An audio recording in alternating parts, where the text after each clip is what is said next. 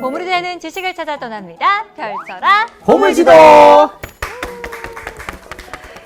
네, 저희가 한 6개월 됐나요? 그리스 로마 신화에 대해서 또 멋진 지식 항해를 떠나봤었잖아요. 까마득하죠?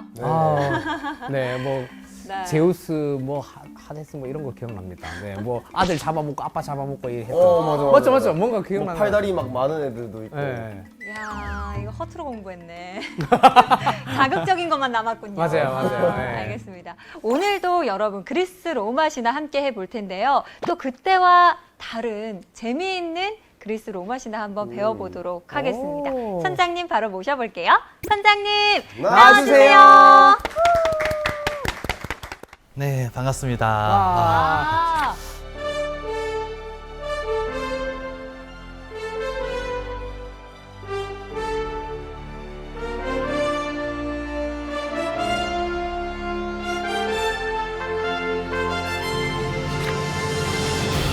아니 근데 좀 의아해 하시는 분들 계실 것 같아요. 저희가 그리스 로마 신화 이야기를 했는데 사실 선장님이 등장하셨다는 건 해부학 이야기를 해야 되거든요. 우리 해부학 박사님이 왜 여기?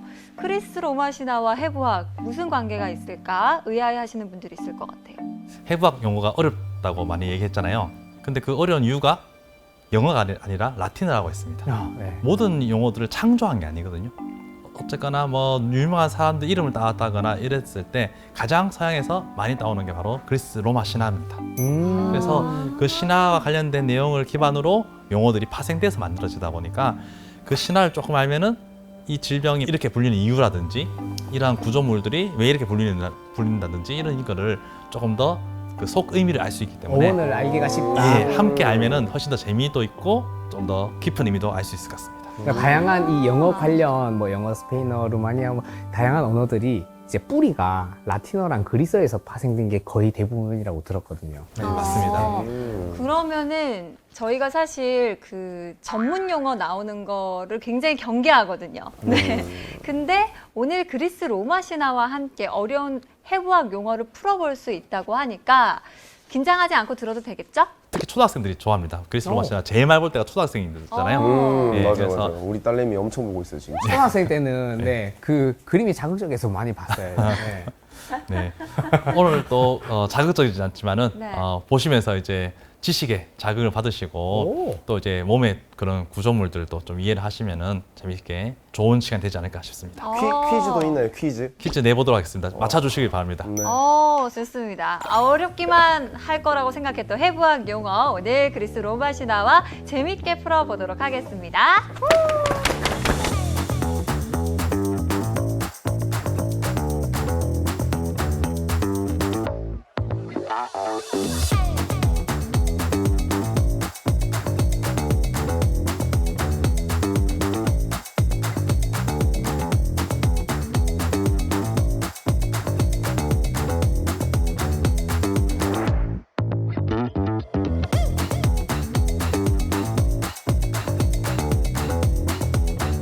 네, 그리스 로마 신화 다들 아시잖아요. 많이 네. 들어봤는데 제우스는 아시죠? 제우스. 네. 네, 그래서 오늘 왕중의 왕. 제우스를 시작으로 한번 이 얘기를 한번 펼쳐보도록 하겠습니다.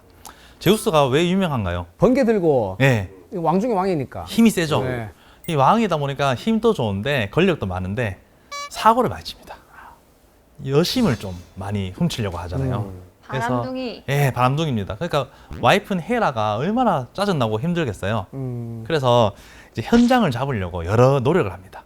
그래서 이 제우스가 뭔가 바람을 핀다는 소식을 들으면은 이제 헤라가 가서 딱 잡으려고 해요. 그런 순간이 생겼습니다. 네. 현장을 잡을. 어. 그랬는데 이때 님프 중에 한 명이 수다쟁이 님프가 있어요. 네. 여성 림프 말하는 거예요. 예, 요정 님프. 걔가 그거를 얘기합니다. 지금 헤라가 제우스 바람난 장면 잡으려고 간대. 소문을 낸 거야. 너무 재밌을 것 같으니까. 아유, 입이 그죠? 방정이다. 입이 방정이다. 예, 그래가지고는 헤라가 그 장면을 못 잡습니다. 성이 나겠죠. 그래서 이 헤라가 짜증이 나서 그 님프를 벌을 내립니다. 오. 너는 이 방정이니까 말을 못하게 만들고요. 대신에 그러면 너무 슬프잖아요. 남이 했는 말을 따라하게만 만듭니다. 그래? 더 슬픈 건 더 슬프네요. 네. 에코가 메아리란 뜻이죠. 그렇게. 예. 자, 그러면 제가 말씀드리고 있는 이 님프라는 존재가 말씀드렸다시피 작은 요정이잖아요. 네. 근데 얘들이 어디 사냐면은 물 속에 살아요. 어, 예, 물의 정령. 수생식물이군요. 예, 성수라고 하잖아요. 어. 그런 깨끗한 물을 간장하는 신입니다. 어. 자, 그러면은 이 림프가 우리 몸에도 있어요.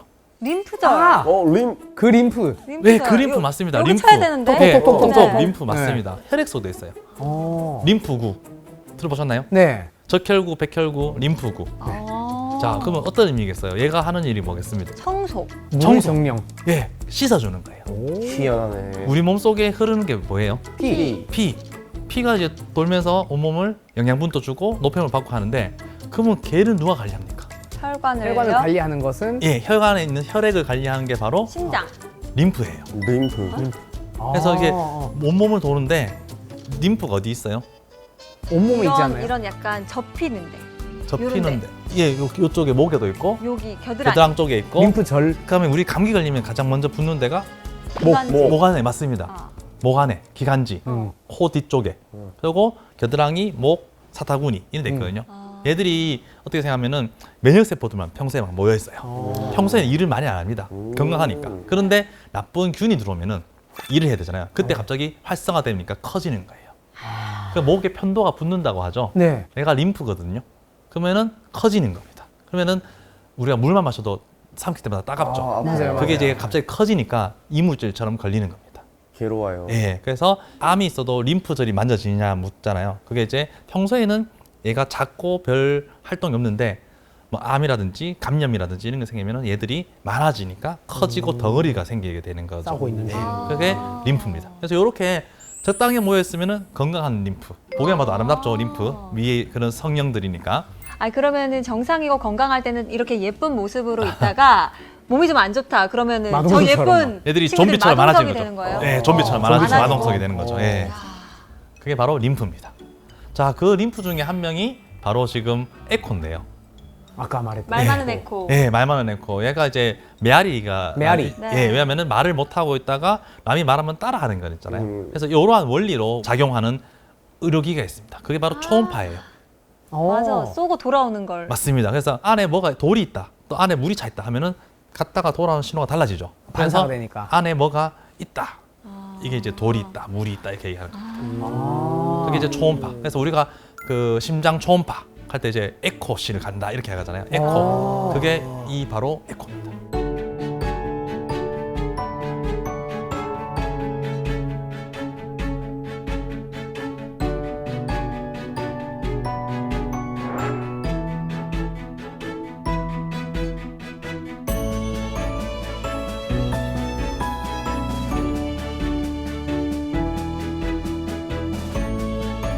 자, 그러면 이제 제가 제우스 때문에 이런 지금 뭐 에코에 이런 슬픈 얘기가 나왔는데, 자, 그렇다면은 제우스가 이렇게 막강한 힘을 가졌는데 네. 이 친구한테 대항하다 한 친구는 없었을까요?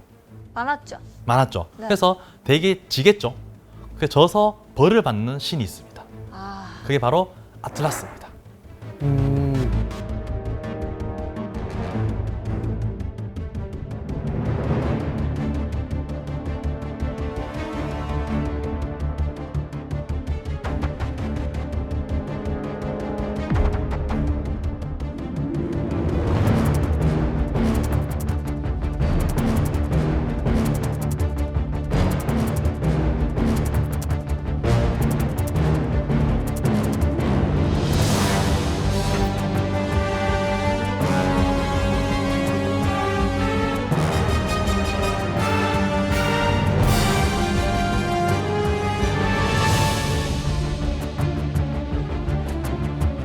하늘을 떠받치고 있는. 예, 맞습니다. 하늘을 떠받치는 벌을 받거든요. 자, 이게 참 무거운 하늘을 떠받친다는 게 참 힘들잖아요. 대신에 그만큼 거인이고 몸이 좋다는 거죠. 그래서 예술가들이 이 아틀라스를 조각이라 건축물로 많이 만듭니다. 그만큼 무게감이 있고 힘이 있어 보이고 파워풀하니까 뭔가 건물에 또는 뭐 건축물로 보였을 때 좀 의미가 부여되겠죠. 근데 벌써 거북목이 엄청 진행됐어요. 목이 엄청 나와 있어. 맞- 목이 이렇게. 힘들겠죠. 예. 자, 그래서 이에 해당하는 뼈가 바로 목에 있습니다. 네. 오. 목. 예, 목뼈 안에 아틀라스라는 뼈가 있어요. 진짜. 아, 진짜요? 예. 아틀라스가 목에 있고. 자, 몸에 지구처럼 동그란 부위가 어디 있을까요? 머리. 머리잖아요. 자, 그러면 인욱 씨가 잘 알겠는데요. 공을 잘 받치려면은 어떻게 받쳐야지 큰 공을 예를 들어서 요가 짐볼 같은 거 있잖아요. 네. 받치려면 어떻게 잡아야지 그 공을 잘 받치고 있어요. 이렇게. 맞아요. 이렇게 생긴 목뼈가 이렇게 생겼습니다. 실제. 어? 목에 경추라고 하죠. 목뼈가 7개가 있는데 그 첫 번째 뼈는 머리를 받쳐야 되잖아요. 이 동그란 머리를 받치기 위해서 이렇게 생겼기 때문에 고리뼈라고 불러요.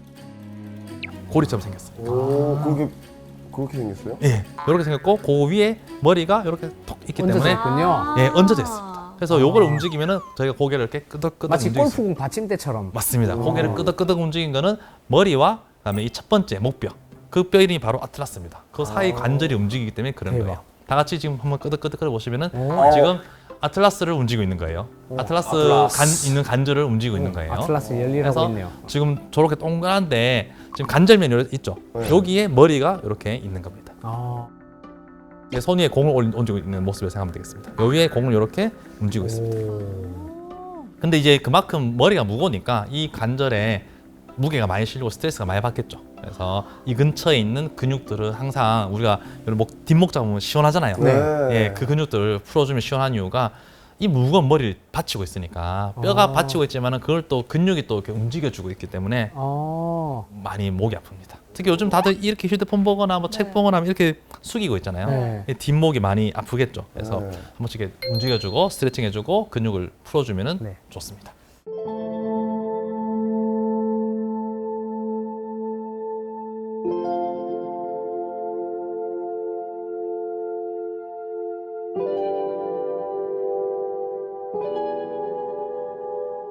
자, 그러면 이제 첫 번째 목표가 아틀라스인 이유를 좀 들었는데요. 네. 네. 이 아틀라스는 제우스하고 대치를 하다가 벌을 받았잖아요. 그렇다면 이제 아틀라스 옆에서 잘 이렇게 있었던 사람도 있을 거잖아요. 네. 그런 또 거인이 있습니다. 그게 바로 프로메테우스예요. 프로메테우스. 네. 프로메테우스. 자, 이 프로메테우스는 이름부터 상당히 긍정적인 이름이에요. 맞아. 프로. 먼저. 맞습니다. 메테란 말이 생각이라는 뜻이거든요. 오. 생각을 미리 한다는 말은 미리 예측을 하고 예견을 하고 똑똑한 거예요. 그러니까 제우스 편에 든 겁니다. 네, 제우스가 이길 거야. 그렇기 때문에 거인족이지만은 거인족의 편에 안 서고 제우스한테 붙었어요. 오. 그럼 제우스는 좋아하겠죠. 네. 그래서 여러 가지를 시킵니다. 뭐 이것도 해라 저것도 해라 하는데 다 잘하는데 프로메테우스가 너무 인간을 좋아했습니다. 맞아. 그래서 인간한테 좋은 걸 많이 줬어요. 특히 이제 불까지 줘버렸죠. 불을 준 프로메테우스. 그러니까 제우스는 썽이 나가지고 프로메테우스한테 벌을 내립니다. 그 벌이 바로 간을 독수리한테 쪼이는 거죠. 자, 평생입니다. 왜 근데 이게 평생일까요? 간이 재생이 되니까. 맞습니다. 이게 그냥 뭐 어디 딱 잡아 먹혀서 그는 죽어버리겠죠. 그런데 간은 쪼이고 나면은 다시 다음날 나보면은 또 다시 자라요. 그만큼 끊임없는 영원한 그런 벌을 받게 되는 거죠. 잔인하다. 네. 자, 이제 이렇게 프로메테우스가 벌을 받고 있지만은 인간들한테도 고마운 존재예요. 네. 네, 하지만 이제 간이라는 장기에 대해서 이제 생각해 볼 수 있는데 재생이 된다는 거잖아요. 그만큼 이 세포의 활성도가 좋은 겁니다. 자, 이게 좋을 때는 좋은데 나쁠 때는 또 어떤 게 되겠습니까? 안 좋은 나쁜 게 계속 염증도 생기죠. 간경화. 계속. 예, 간경화가 온다거나 암이 생기면은 암 세포도 빨리 자랄 수 있겠죠. 아. 그런 또 안 좋은 점이 있습니다. 그리고 간이란 자체가 이름 보세요. 리버. 리버. 살아있다. 오. 딱 봤을 때 이 시신상에서 해부학자들이 처음에 여러 장기를 보니까 다른 장기들보다 크기도 크고 그다음에 간이 상당히 검붉어요. 붉어요. 뭔가 좀 생기가 있는 느낌이 들겠죠. 그래서 안에 사실 핏덩어리입니다. 안에 혈관이 엄청 많아요. 그래서 이제 혈관이 많기 때문에 이 안에 이제 해독 작용을 하고 우리가 먹는 음식, 약물 이런 것들이 전부 다 간에 가서 다시 분해가 됩니다. 그래서 우리 몸의 화학 공장이라고 불리는 곳이기 때문에 일을 많이 하는 곳이죠. 그러다 보니까 이제 열심히 세포가 활성도가 좋다 보니 사실 우리가 뭐 술을 드시는 분이 오늘 먹어도 다음날 자고 일어나서 시간이 지나면 또 마셔도 되잖아요. 그러면 이제 그게 다시 재생이 되게 되는 거예요. 근데 너무 계속 그런 스트레스를 주면은 간 세포가 더 이상 활동을 못 합니다. 그래서 약간 변형이 되겠죠. 그게 이제 간경변이 되겠죠. 간경변. 예. 보통 조금 심하면 염증인데 되돌아시킬 수 없을 정도로 이 세포가 변화된 게 간경변입니다. 그래서 세포가 더 나빠진 게 간암이거든요. 예. 그래서 이제 적당하게 재생이 될 때 잘 지켜줘야 되겠죠, 저희가. 자, 이렇게 간은 얘기했는데 프로메테우스가 인간들한테 좋은 역할을 했잖아요. 네. 그러니까 이 프로메테우스를 좀 좋은 마음으로 생각해서 많은 화가들이 그림을 그립니다. 그 오. 그림을 한번 볼까요? 자, 지금 이제 루벤스라는 또 유명한 화가가 루벤스. 프로메테우스를 딱 그렸는데 지금 보시면 이 거인은 반대로 누워 있고 반면에 커다란 독수리가 지금 간을 먹고 있어요. 오. 자, 그런데 지금 먹고 있는 부위를 보시면은 어딘 것 같아요? 저기는 갈비뼈. 갈비뼈죠. 네. 간 아닙니다. 저거는 지금 흔히 갑바라고 하는 가슴 근육을 먹고 있는 느낌이죠. 아프겠다. 예, 그래서 이렇게 그린 작품이 있고요. 또 다른 작품을 보시면은 구스타프 모로라고 약간 예수님처럼 그렸어요. 자, 그런데 이번에는 독수리가 뭘 먹고 있는 것 같아요, 지금? 상자. 창자, 예, 아까 오. 아랫배 먹죠, 아랫배. 네. 저거는 아마도 창자 대장 쪽에 지금 장 안에 있는 변을 먹고 있지 않을까. 네, 아랫배 쪽이네요. 예, 네. 아랫배죠. 아니 왜 이렇게 독수리들이 일을 잘 못해요? 간 먹으라니까 왜 계속 그래. 딴 데를 먹고 있어? 자, 그럼 다음 그림 또 한번 볼까요? 이 그림에는 심지어 오른쪽에 있는 간이 아니라 왼쪽에 먹고 있어요. 왼쪽. 심장 쪽인가요? 심장보다 조금 밑이죠. 폐, 허파. 폐보다 조금 더 밑이에요. 여기 왼쪽에 여기 신장, 밑에. 콩파. 여기. 아이고 신장. 위장. 위입니다. 위. 위. 예. 자, 그러면은 이번에 독수리가 위 안에 있는 음식물을 먹고 있는 거예요. 자, 그러면 이제 이거의 공통점은 뭘까요? 해부학에 대한 지식이 떨어진다. 예, 이 작가들이 예술가들이 해부를 모르고 실제로 독수리들이 뭐 시신이라든지 이런 데 파먹잖아요. 그걸 보면 어디를 파먹냐 보니 유심히 보니까 배. 장 안에 있는 음식을 먹겠죠. 위장관 안에 있는 걸 먹는 걸 보고는 아, 그걸 그린 거죠. 그러니까 이제 그 우리가 흔히 간이라는 것에 대한 의학적 지식이 없기 때문에 독수리가 그 시신을 파먹는 모습만 기억해서 작품을 그리다 보니까 뭐 이런 게 아닐까라고 생각하고 있습니다. 아, 해부학을 공부했다면 저렇게 안 그랬을 그러니까요. 텐데. 조금 더 프로메테우스의 이런 저희 인간을 향한 사랑과 이런 헌신의 마음을 더 잘 표현했지 않을까라고 아쉽습니다.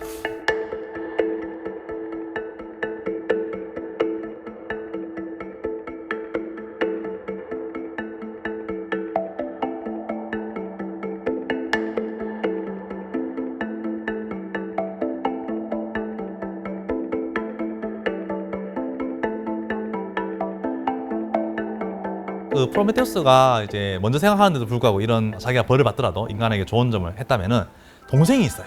프로메테우스의 동생이요? 예. 동생은 이렇게 생각을 먼저 하지 못합니다. 그래서 에피메테우스입니다. 생각을 뒤늦게. 에피메테우스. 예. 에필로그 할 때 에피. 예, 맞습니다. 오. 그 우리 영화 같은 거나 드라마 할 때 프롤로그, 에필로그 네. 하잖아요. 그래서 프로메테우스는 프롤로그 같은 존재고 에피메테우스는 에필로그 같은 그런 오. 사람이에요. 그래서 형이 똑똑한데 형 말 잘 안 들어요. 그래서 그 제우스가 그 프로메테우스는 이렇게 벌을 줬습니다. 네. 벌을 줬고 그 동생 에피메테우스한테는 여인을 소개시켜 줍니다. 그 여인이 바로 그 유명한 판도라입니다. 판도라. 판도라의 상자 할 때 판도라. 예. 이 여인이 이름은 정말 잘 지었어요. 판도라. 판도라가 사실은 유명한 주얼리도 있잖아요. 네. 그러니까 이 용어의 뜻은 직역하면은 모든 선물이라는 뜻입니다. 판이라는 게 모든 일이라는 뜻이고요. 도라는 선물입니다. 자, 모든 선물을 모은 여인이에요. 아름답고 착하고 뭐 이런 좋은 걸 다 모아서 줬는데 하필이면은 그 형이 열지 말라고 했는 상자를 열어서 거기서 불행이 나왔던 게 판도라의 상자 얘기잖아요. 그러면 왜 판이라는 게 모든 일이라는 뜻일까? 판. 신화에 나오는 목신, 목양의 신인 바로 판이라는 신이 있습니다. 판? 예. 이 신은 상반신은 염소, 하지만 하반신은 사람입니다. 오, 반인 반수. 예, 반인반수예요. 그래서 얘가 이제 평소에 갈대숲에 숨어 있다가 여신들이 지나가면은 여신들 보고 이렇게 깡꽁하고 놀리는 거예요. 놀래겠죠. 갈대숲에서 갑자기 그런 모습을 하고 나타나니까. 그래서 여신들이 요 갈대숲에 이 길로 가면 판이 나타나니까 이 길 피하고 저 길로 가야 된다 이렇게 얘기를 하겠죠. 네. 그래서 이번에 요 길로 피해 갔는데도 까꿍하고 나타난 거예요. 요즘 치면 약간 좀 변태 할아버지 같은 느낌이 생각하면 됩니다. 바바리맨이네, 예, 바바리맨. 바바리맨이에요. 깜짝 예. 놀라겠다. 그러니까 갈대숲 어디 가든지 간에 나타난다. 어디든 있다. 에브리라는 의미가 되고요. 판. 그리고 또 생물학적으로 봐서도 인간과 동물을 모두 가지고 있으니 모든 일이라는 의미가 되겠습니다. 판. 자, 그러면 이제 판이라는 의미에 따라서 우리가 이제 패닉이라는 용어 그 질병 들어보셨죠? 공황에 빠진다. 아, 파닉에서 판. 예. 예, 나왔네요. 이게 또 그 판이라는 사람이 이 피리를 잘 불고 소리를 잘 내거든요. 그래서 사람들을 많이 놀래켜가지고 공황장애 같은 그런 뭐 갑자기 놀라고 오. 두렵고 이런 걸 만들어냈기 때문에 우리가 이 판의 이름에서 패닉이라는 용어도 패닉. 나왔습니다. 오. 자, 그리고 판이라는 용어 한 글자로 모든이라는 의미를 포함하니까 뭐 여러 가지 용어를 만들기 좋겠죠. 모든 신들을 모시는 신전이 판테온, 판테온. 예, 판테온이 판테온. 있습니다. 한테요. 약물 중에서도 오. 판이라는 용어가 들어간 약이 있습니다. 오, 팡? 또? 감기 조심하세요. 네, 팡? 맞습니다. 그겁니다. 감기가 어. 콜드잖아요. 네. 감기의 모든 증상을 잡아주겠다. 아, 그래서 판. 그리고 사진 찍을 때 보통 우리가 짧게 딱 찍히잖아요. 근데 네. 이거를 좀 길게 찍을 때 파노라마. 파노라마가 합니다. 그럼 이제 다양한 각도에서 찍을 수 있다. 아. 그래서 파노라마. 어원이 다 판에서 나온 거. 예, 그래서 모든이라는 의미를 포함할 때 판이라는 용어를 넣으면은 그 의미를 포함할 수 있겠죠. 그렇다면 우리 몸의 장기 중에도 성이 판신 그런 장기가 있겠죠. 판씨 예. 판유걸. 판육을 누구야? 판. 뭐지? 라틴어로 판인데요. 판. 네. 예, 몸속 깊숙한 데 있습니다. 위 뒤에 있어요. 췌장. 이 뒤에. 췌장입니다. 췌장. 오, 췌장은 영어로. 판크레아즈라고 하는데요. 오. 네, 맞습니다. 진짜 판으로 시작하네요. 네, 판. 이거는 췌장이 무슨 일을 하는지 혹시 아시나요? 췌장은 세상에 인슐린. 즙을 내는 거 아닌가요? 인슐린. 네, 그막 두 개 동시에 얘기했어요. 맞아요. 하늘이 많아요. 소화 효소도 분비합니다. 그걸 이제 매분비라고 해서 효소를 분비하기도 하고요. 그다음에 인슐린 분비하는 내분비죠. 당뇨병에 연관 있는 그런 내분비 역할도 해요. 그 왜 내과 중에서 내분비 내과라고 돼 있죠. 그런 호르몬도 분비하고 그다음에 소화 효소도 분비합니다. 그 분비를 많이 하죠. 예. 많은 걸 분비한다. 라는 의미에서 판이라는 의미가 들어갔다. 아, 내분비, 외분비 다 하니까 또 판. 예, 판 아. 됩니다. 판.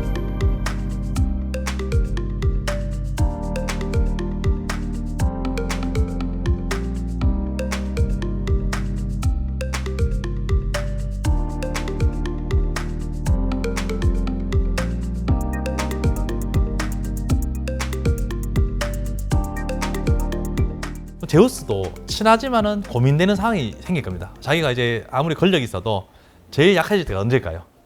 가족, 늙었을 때. 자식. 자식이랑 네. 와이프 문제는 네. 약해질 수밖에 없죠. 맞아요. 유부남들 다 갑자기 공감하시는데 저는 안 그래요. 네. 와이프 보고 무슨 소리인지 잘 모르겠네. 예, 잘 모르겠죠. 예. 강한 척하고 있어.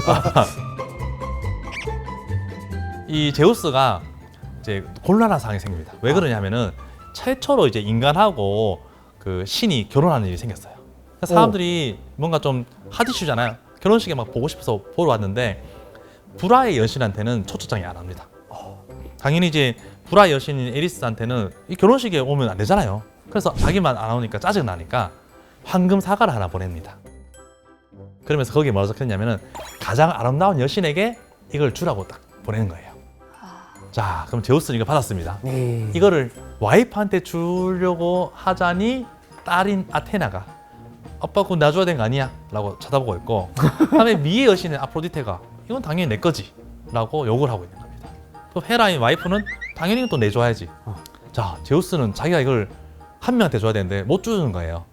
난처하죠. 그래서 이거를 목동인 인간이에요. 파리스라는 사람한테 대신 맡깁니다. 네가 결정해라. 나빠 제우스. 그래서 책임 전가인. 예, 책임 전가한 거죠. 제우스가 이걸 시키니까 이 파리스라는 목동이 고민을 하는 거예요. 누굴 주지? 자, 그러니까 이 여신이 서로 이제 이 최고의 미인이라는 그 타이틀을 지기 위해서 공약을 내놓습니다. 헤라는 자기가 이제 제우스의 와이프 권력이 있잖아요. 그래서 네가 날 선택하면은 너에게 권력을 주겠다. 그럼 아프로디테는 미의 여신이잖아요. 가장 아름다운 여인과 사랑에 빠지게 해주겠다. 그다음에 아테나는 전쟁도 잘하고 지략도 있고 하니까 네가 나를 선택한다면은 모든 전쟁에서 이기게 해주겠다. 오, 후보 자. 1, 2, 3. 어. 네. 1, 2, 3. 뭐 자, 하실래요? 누굴 고르시겠습니까? 네. 1번, 2번, 3번. 1번. 1번. 권력을 얻겠다. 권력을 얻겠다. 저는 3번. 지략. 건디스는 3번. 그, 네. 전쟁에서 다 이기는 힘. 그게 엄청난 힘이지 둘 중에 않을까? 뭐 하노? 나 권력이 있는데. 그렇네. 자, 다들 이제 권력 욕심과 이런 거 좋아하는데요. 자, 이 글에 보면은 답이 다르죠. 이 세 여신 중에서 파리스하고 눈이 마주치는 사람은 바로 비너스. 예, 미의 여신 비너스입니다. 남자의 마음은 2번이었어요? 예, 미의 여신한테 넘어간 거죠. 가장 아름다운 여인을 만나게 해준다니까. 자, 그런데 문제가 있습니다. 가장 아름다운 여인을 만났는데 그 여인이 이웃 나라의 왕비입니다. 아? 오. 유부녀의 왕비랑 사랑에 빠지게 됐어요. 아니 왕이 살아 있는데요? 왕이 트로이의 살아 있는데. 와, 야, 상으로 불륜을 주다니. 예. 네. 그러니까 전쟁이죠. 트로이 전쟁이 일어났고. 예. 트로이, 내가 제일 좋아하는 트로이. 오, 비너스 그러니까 때문에. 이제 이 전쟁이 재밌는 이유는 유명한 영웅 장군이 나오죠. 바로 아킬레우스입니다. 아킬레우스. 내가 제일 좋아하는 친구.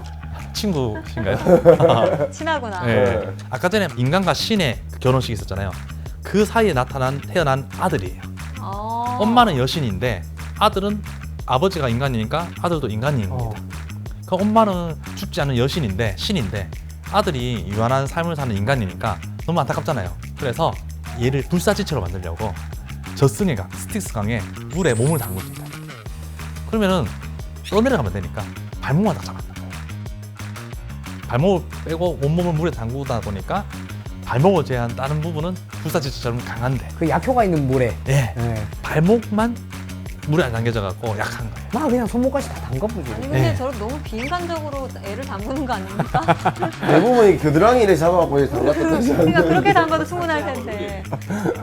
네, 자 신하니까 네, 넘어가 주세요. 네, 그래서 이렇게 온몸이 강해졌겠죠. 하지만 네. 발목은 약점이 상해요. 아킬레스건. 네, 아킬레스건이 되는 겁니다. 아킬레스.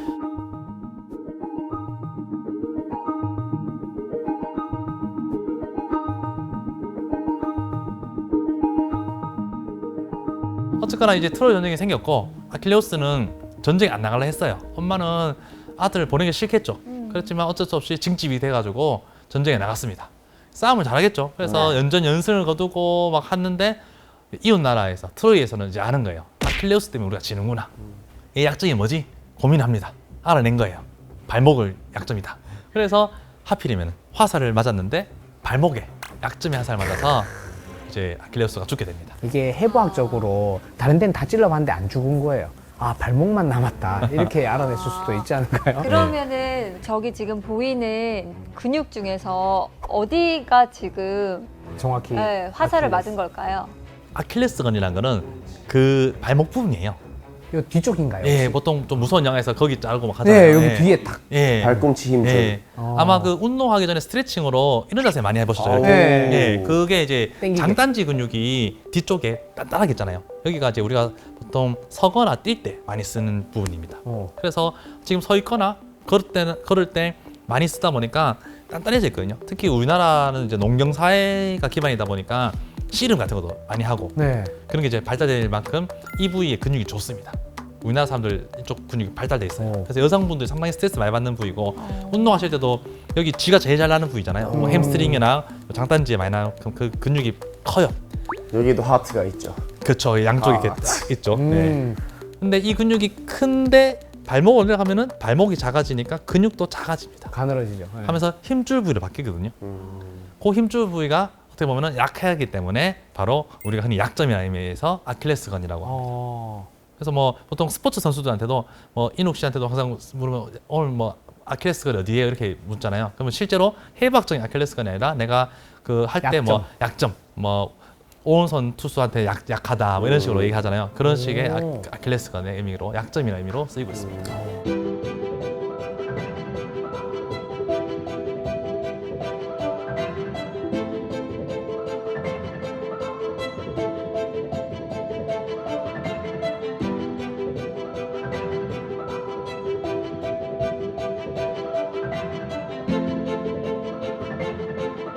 자 이제 그 다음으로 또 재밌는 또 신화가 있습니다. 오이디푸스 콤플렉스 다들 한번 들어보셨죠? 오이디푸스. 아, 이성 부모에게 약간 사랑을 느낀, 이성적인 사랑을 느낀. 예, 특히 이제 남자아이가 어머니를 좋아하는 거예요. 그러면 아빠를 경쟁으로 상대로 생각하고 생각하는. 예, 그런 상황인데요. 그럼 이게 뭔가 신화의 내용이 있겠죠? 그게 바로 오이디푸스입니다. 자, 오이디푸스의 아버지는 왕이에요. 라이오스라는 왕이 있는데 이 왕이 아들이 태어났는데 그 당시는 이제 이런 상황이 되면 식탁을 보니까 이 아들은 아버지를 죽일 거라는 그런 점을 봤어요. 그러니까 아버지는 아들이 태어난 건 좋지만은 자기가 죽는다는 게 싫으니까 아들을 버립니다. 어. 그리고 아들을 죽이라고 했는데 신하가 태어나자마자 아기를 죽일 수가 없잖아요. 그래서 죽이지 않고 발을 묶어서 줄에 묶어서 나무에 매달아 놓고 그냥 가요. 그냥 죽이는 게 낫지 개를. 그냥 이제 바닥에 놔두면 안 되니까 누군가 찾겠지 생각하고 갔습니다. 그러니까 지나가던 사람이 아기가 울길래 산에서 나무에 매달려 있는 거예요. 그런데 발을 묶어 놓으니까 발이 부어 있겠죠. 네. 그래서 오이디푸스라는 뜻은 발이 부었다는 뜻입니다. 푸시 발이잖아요. 네. 네. 예, 오이디라는 거는 부었다는 겁니다.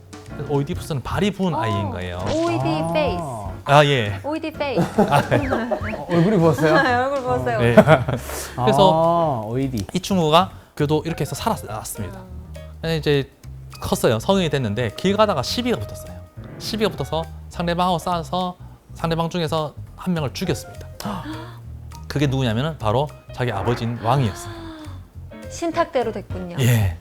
아빠를 모르니까. 근데 지금세 보면 왕이 왜 허술하지? 호위무사가 없는가 싶은데 호위병들 다 때리고 아버지를 죽여버립니다. 와. 그만큼 이제 얘가 강한 그런 아이였죠. 자, 그리고 또 길을 가다가 누구 만나냐면은 그 유명한 괴물 스핑크스를 만납니다. 스핑크스. 그리스 로마 신화에 나오는 스핑크스는 수수께끼를 내고 네. 그걸 못 풀면은 목을 졸라 죽여요. 그래서 많은 사람들이 이 스핑크스 때문에 목숨을 잃었겠죠. 자, 근데 이번에 지나가던 오이디푸스한테는 아주 유명한 문제를 냅니다. 아침에는 네 다리 네 발. 발. 점심 때는 두 발. 두 발, 저녁에는 세 발. 네 발. 이것은 무엇이냐? 정답이 뭐예요? 다 알다시피 사람. 사람, 인간. 인간 네. 이래 돼가지고 최초로 이제 자기 문제를 맞춘 거예요. 어. 너무 썩이 나서 스핑크스는 죽어버립니다. 썩이 나서 죽어요? 썩이 나서. 혈압이 많이 올랐네요. 예, 혈압 많이 올랐어요. 약간 유리 그랬겠죠. 멘탈이네요. 예, 왜냐면 처음으로 맞췄으니까. 어. 자, 그러면은 이 도시에서 가장 근심거리인 스핑크스가 죽어버리고 아버지였던 왕은 공석이에요. 그러니까 이 오이디푸스는 졸지에 최고의 스타가 되겠죠.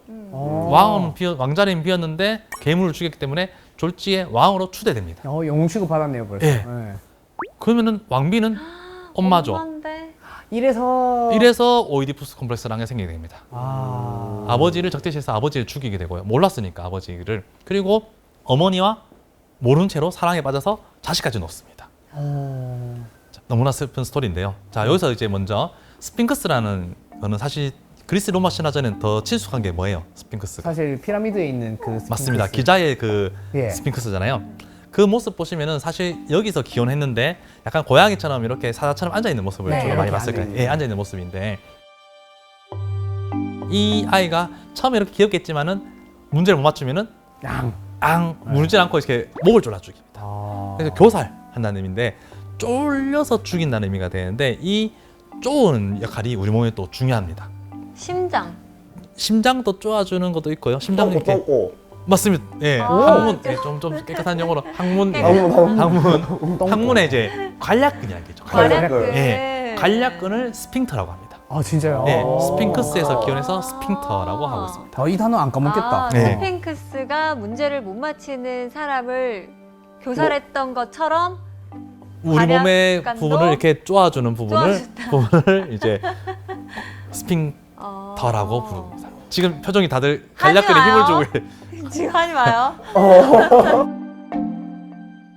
그리고 그 위에도 관략근이 있습니다.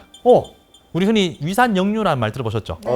예, 이게 위하고 식도 사이에 관략근이 약해진 거예요. 아 여기 막아주는 또 예, 근육이 그러면 있군요. 위 안에는 강한 산이 있습니다. 음식물을 위는 이렇게 물리적으로 수축해서 음식물을 분해하기도 하지만은 강한 위산이 있어서 화학적으로도 이렇게 분해를 해주거든요. 그러면 이제 위산은 강한데 식도는 그런 강한 산을 못 받아들입니다. 그러면 이제 위 속에서 음식물이 산하고 함께 소화가 됐는데 요 관략근이 약해지는 순간이 있어요. 아 그러면 항문뿐만 아니고 여기도 관략근이라고 부르는 예, 건가요? 여기도 위식도 관략근이라고 합니다. 위식도 관략근. 근데 요게 약해지는 때가 있습니다. 스트레스를 받는다거나 요게 언제 열려서 확 나오던가요? 술 많이 먹고. 맞습니다. 그 우리 용갈이라고 하죠. 이렇게 있으면 오바이트 하죠. 예, 네. 그게 요 관략근이 약해지니까 위 속에 있던 게 올라오는 거예요. 올라오는구나. 예, 그러면은 어떤 느낌이 들어요? 씁쓸하고 막 뜨겁고 타는 느낌 들죠. 아 산이 산이 식도를 이제 태우는 느낌이죠. 이렇게 끓은 느낌이 듭니다. 우리 몸에는 관략근이 몇 개 있는 거예요? 아, 많습니다. 아, 이게 많아요? 예, 많은데 아. 이제 우리가 지금 말씀드리는 그런 큰 부분도 있고요. 그런 뭐 여러 가지 침샘 같은 것도 네. 샘이 계속 나오는데 이게 관략근이 좀 있어야 되겠죠. 안 그러면 막아주고 풀어주고 하는. 예, 막아주고 풀어주고. 그러면 그런 용도는 다 관략근이라고 말할 수 있는 건가요? 예. 아. 우리가 근데 우리 마음대로 움직일 수 있는 관략근은 항문 관략근. 아, 밖에 없어요? 예, 나머지 관략근은 알아서 이제 분비가 불수의 자율적으로. 불수의근인가요? 예, 불수의근입니다. 아, 예, 고급 용어 불수의근입니다. 네, 내 의지대로 하는 게 아니다. 예. 네. 지금 이거 보니까 여기 한 5명 정도 지금 계속 의식하고 있네. 케이크로도 몸에 좋습니다. 끊임없이 하세요. 네, 이렇게. 이 관략근이 위식도 사이에 중요한 역할을 하는데 주로 커피, 예, 그다음에 주로 뭐 술이라든지 음주. 스트레스, 그 외에 이제 뭐 몇 특정 음식에 따라서 또는 뭐 약물이라든지 이런 것 따라서 약해질 수 있습니다. 아. 그래서 가끔 이제 위산 역류가 있으신 분들이 있거든요. 그런 분들은 그런 걸 좀 자제해 주셔야지 위식도 관략근이 약해지지 않기 때문에 위가 건강하고 식도도 건강할 수 있습니다. 그리고 무엇보다 무서운 거는 위식도 관략근이 이제 약해져서 위에 있는 음식물이 올라오면은 식도가 타는 느낌이 들잖아요. 네. 그럼 요 통증이 심장이 아픈 통증이랑 위치가 비슷합니다. 아. 그래서 두 개를 구분을 잘 못할 수가 있어요. 아. 그래서 실제로 위에 심근경색이 있거나 그런 상황인데 나 그냥 위식도가 뭐 좀 또 역류하나 보다 이러고 있는데 그건 아닌 거죠. 골든타임일 수도 있는데 넘어갈 수 있습니다. 그래서 잘 구분해 주셔야 되고 반대로 또 반면에 실제로 위식도 역류인데 불구하고 심근경색이라고 너무 걱정하실 수도 있어요. 물론 심근경색이 훨씬 위험한 질환이기 때문에 그게 아닌 게 제일 중요하죠. 실제로 통증이 비슷하게 느껴질 수 위치가 비슷합니다. 있다. 예, 타는 느낌에 생각보다 그러니까 위하고 식도니까 요쯤이 심장하고 위치가 비슷하거든요. 네. 복부 위쪽에 예, 가슴 아래쪽에 명치. 예, 명치 쪽에 오른쪽도 좀 있거든요. 그래서 비슷합니다. 그래서 두 개 구분을 잘 해주셔야 돼요. 이거 근데 되게 유용한 상식 같아요. 네. 예. 식도 타는 느낌 났을 때 무조건 위산 역류는 아니고 심근경색일 수도 있다. 있다.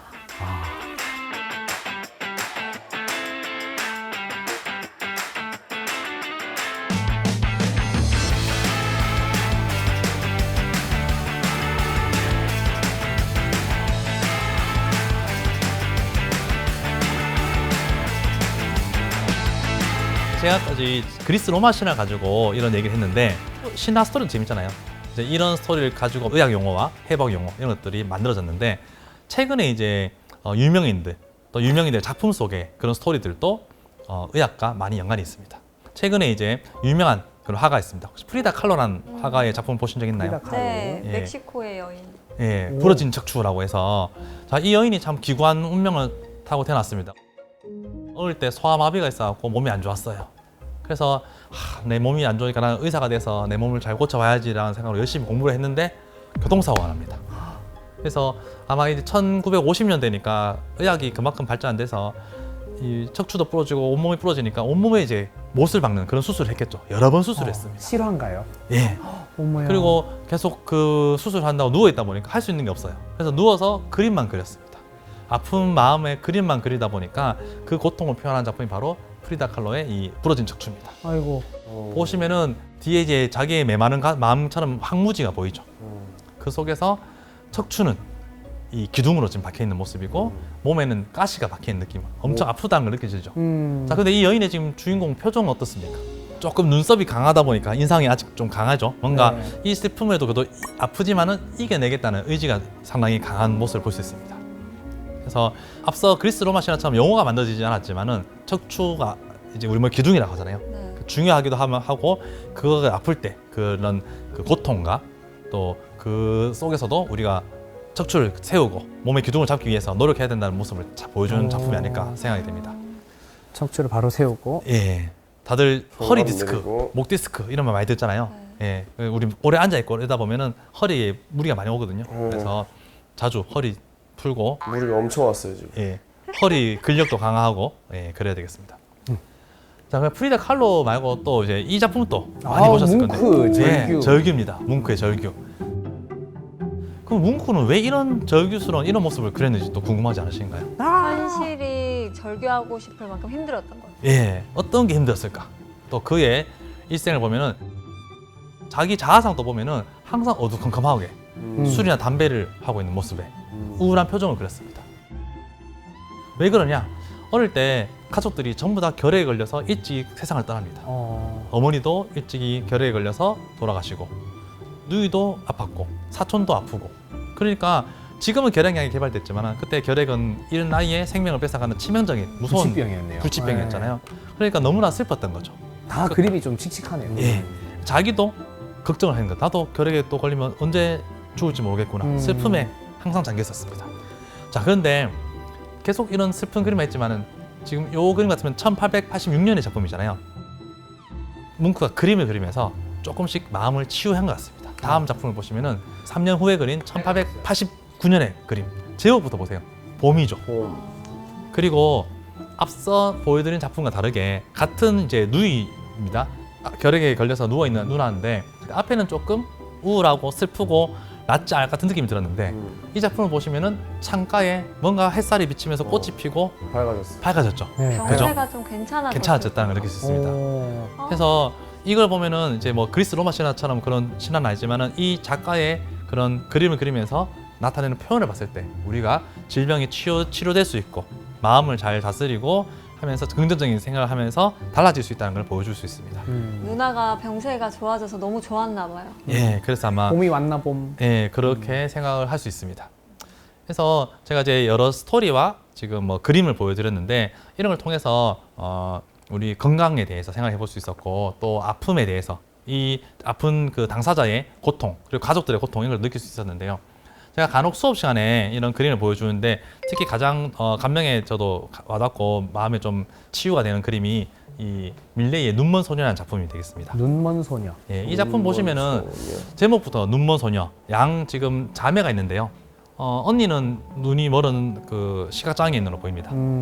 그리고 옷이 막 누더기고 옷이 별로 좀 좋지가 않죠 지금. 그래서 형편이 별로 좋지 않은 것으로 보입니다.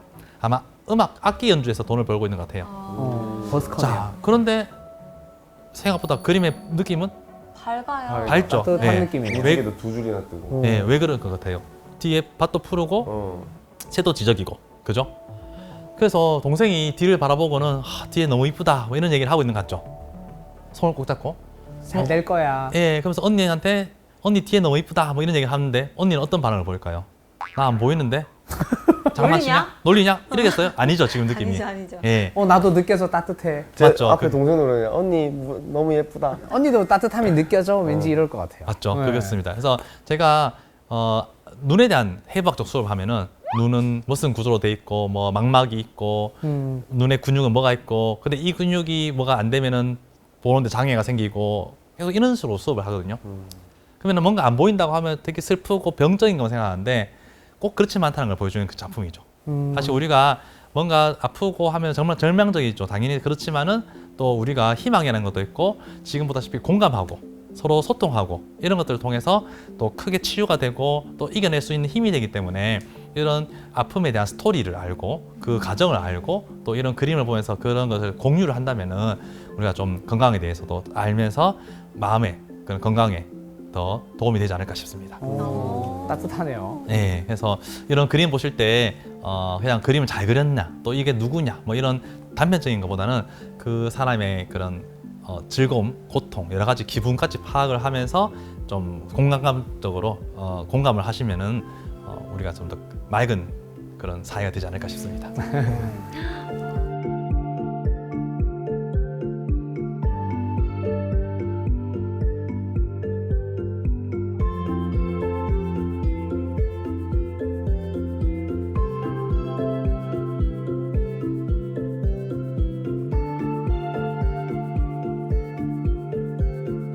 오늘 그리스 로마 신화로 재밌게 시작했다가 따뜻하게 마무리를 해주시네요. 네. 네.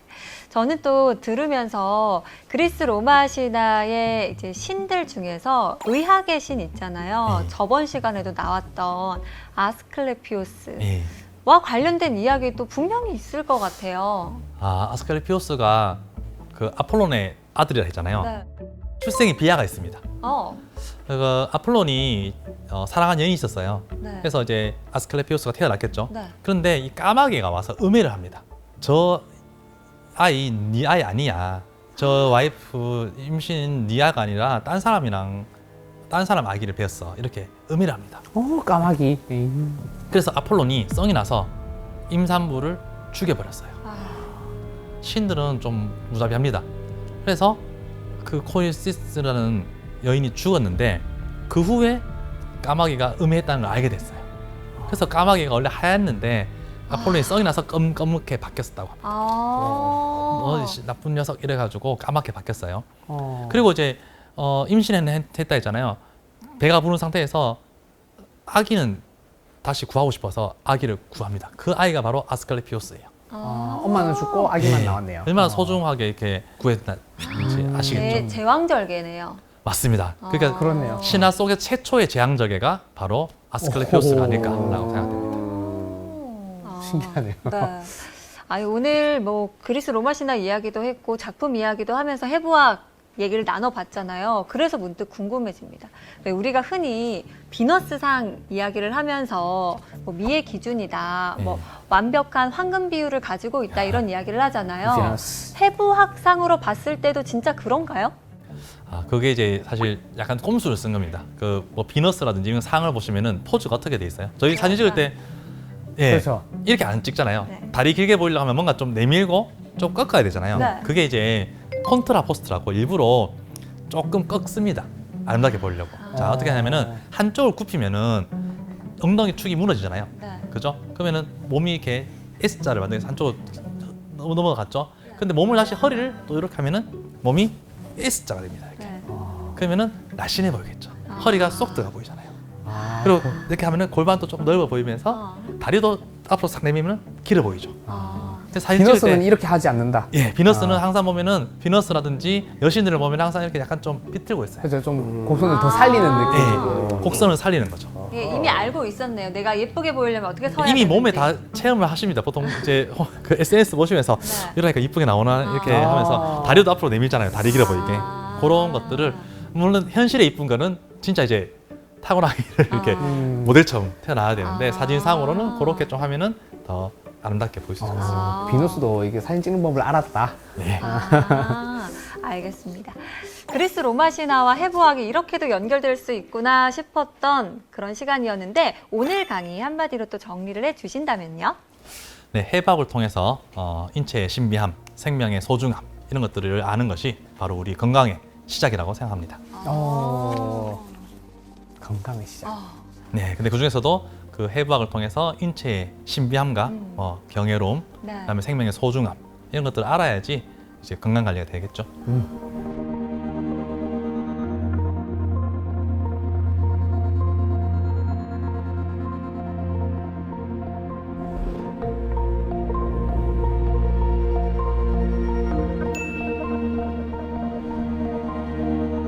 오늘 정말 재미있는 해부학 이야기 여러분도 막 핏대 세워가면서 아는 거 말하고 참여하면서 들었잖아요. 재밌었어요. 네. 어땠어요? 재밌었어요. 어떻게 재밌었어요? 저는 사실 여기 이 뭐였지? 스핑크스 얘기할 때가 스핑터 네. 이야기가 스핑터 내 스타일 완전 내 스타일. 똥꼬가 제일 기억에 남는답니다. 네. 와 관략근. 목을 쪼르다가 또 이 똥꼬를 쪼고. 네. 또 좋아요. 다른 데 가서 또 네. 어머 얘기할 때 그 그리스 로마 신화랑 해부학이 연결돼 있는데 오. 그 똥꼬가 오. 똥꼬야 이렇게 할 거죠?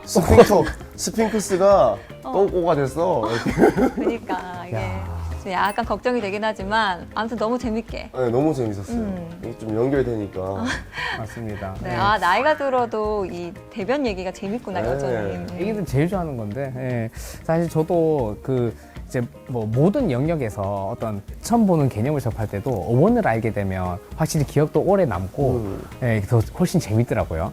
뭐 그 외국어 공부나 뭐 새로운 분야의 공부를 할 때도 그런데 저는 해부학이라는 데서 이게 연결되는 거 생각도 못했는데 사실 오늘 너무 재밌었어요. 그래서 지금 아까 말했듯이 뭐 스핑터도 그렇고 사실 뭐 림프도 그렇고 맞아. 에코도 그렇고 또 뭐 다들 이제 몸이니까 언제든 언급할 수가 있고 예, 앞으로 되게 많이 써먹을 수 있고 오늘 엄청 잡지식이 많이 생긴 것 같아가지고 저는 개인적으로 너무 즐겁습니다. 아유, 예. 알겠습니다. 그리스 로마 신화에 이렇게 해부학 이야기까지 담겨 있을 줄은 몰랐습니다. 다시 한번 배움에는 끝이 없구나 싶은데요. 그런 의미에서 보물지도 갈 길이 멀었지 않나 싶습니다. 네, 네. 아직 많이 남았습니다. 예. 다음에도 또 멋지게 지식항에 떠나봐야죠. 외치면서 마무리하겠습니다. 다음 주에도 찾아라 보물지도!